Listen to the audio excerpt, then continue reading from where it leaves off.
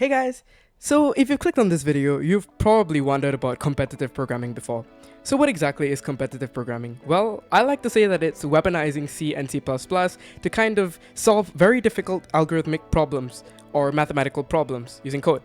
So a lot of people care about competitive programming because it makes them more efficient, better programmers, as well as teaches them a lot of interesting concepts in optimization and logic. You might be wondering, well, I don't competitive program, why do I need to watch this video? And to that I say, a lot of the things that competitive programmers use in their day-to-day action are actually very important programming ideas and principles that we can take away a lot from. So certain pieces of code they write, certain practices, certain habits that they have are all very useful for us day-to-day when writing clean, good, efficient, working code. And in today's video, we'll cover all of the different interesting tips and tricks that I can teach you as someone who kind of taught competitive programming for quite a while. And yeah, let's get right into it. First, let's look at optimizing input and output. Over here, let's look at line 5. IOS : sync with standard IO false. What does this do? Well, effectively, C++ is built on top of C. So C++'s input-output can also use C's input-output. And in this case, by disconnecting them and just making it rely on C++'s, you're effectively increasing the speed of your cin and cout functions. This can save you a lot of time in execution. Beyond this, we have cin.tie null pointer. Whenever we have cout, it automatically flushes before the next cin takes place. However, this kind of disables that. Both of these are quite useful in having your code work a bit faster, so just including them in your code is very standard practice that a lot of programmers use, especially in competition setting.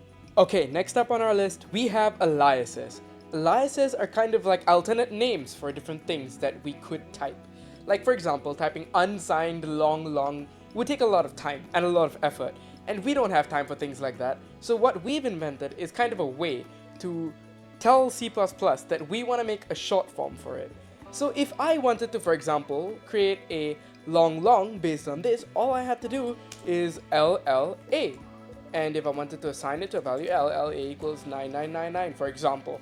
And whatever operation I do with this would be perfectly logical and working C++.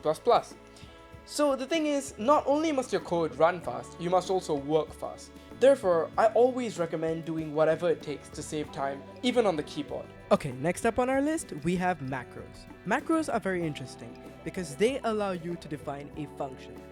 Well, why wouldn't you just create your own function? Well, that's because macros allow you to define a function without knowing what the function actually does the thing to.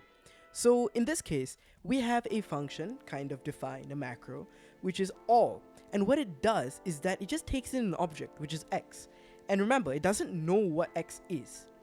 Well, it is a vector in this case, but that's because we define it later on. But while we say define all x, it doesn't exactly know what x is. It just looks for the attributes begin and the attributes end and does something interesting with them. So in this case, if we have sort all a, it immediately inserts whatever was in the bracket. So in this case, since it's all a, it just puts a.begin, comma, a.end. This allows you to save a lot of time, especially because a lot of these data structures problems work with kind of vectors, pairs, priority queues, and a lot of similar structures. Next up, we have to mention auto. So what exactly is auto? Well, auto is a data type where the actual type is determined based on the information given to the variable at compile time. And the cool thing about auto is that you can build very interesting for loops, just like I've shown you over here. We've created a vector as usual, and what we can do is we can use auto and then this and symbol plus whatever variable to kind of iterate through all of the different values of the vector. And this allows you to kind of type things way faster, and you can see a sort of shorthand way of doing it using for loop in just one singular line. The last thing I want to cover today is safe operations. So let's say that you want to do math with some very big numbers.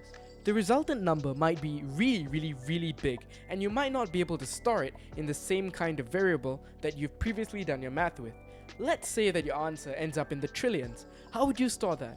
Well, a lot of times, the question allows you to present your answer mod 1e9 plus 7 or some other value. And the reason for this is that you can kind of use this to verify, as modulo looks at the remainder, that you did the question correctly without having to present such a huge number. This allows you to kind of save space, and a lot of questions are designed to kind of tackle data that way. In this case, since we're doing 2 to the power of n, you can end up with really exponentially huge numbers. So we used the mod m to kind of reduce that number to a significantly smaller amount. This is one thing that you will have to learn how to use because a lot of questions require them, especially the further you go into certain topics, such as optimization. That's all I have for today. I hope you enjoyed this look into what competitive programming is like and the basic tips that I would give any beginner starting out in competitive programming, especially in C++. This wasn't fully comprehensive, but maybe I'll release a part 2 on this in the future. Who knows? We'll see. Okay, see ya. Bye.